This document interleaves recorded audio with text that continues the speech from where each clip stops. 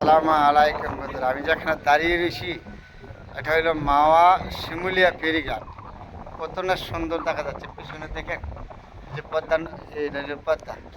আমি একটা গাছতলার দাঁড়িয়ে বাতাসের মাঝে দাঁড়িয়ে আপনাদের সাথে কথা বলেছি।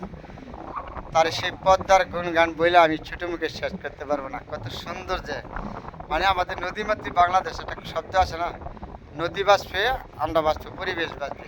খুব সুন্দর। তারপরে বন্ধু আজকে আসলাম আমি ঘুরতে, আশা দিই আপনাদের সাথে এই যে পদ্মার পাড়ে দাঁড়িয়ে একটু শেয়ার করলাম। খুবই সুন্দর দেখা যাচ্ছে না নদীটা এদিকে, ঠিক বিকেলবেলা। এটা হলো মাওয়া ফেরিঘাট বলে এই জায়গাটা, খুবই সুন্দর। ঠিক বিকেলবেলা আমি এক জায়গায় দাঁড়িয়ে আপনাদের সাথে কথা বলেছি।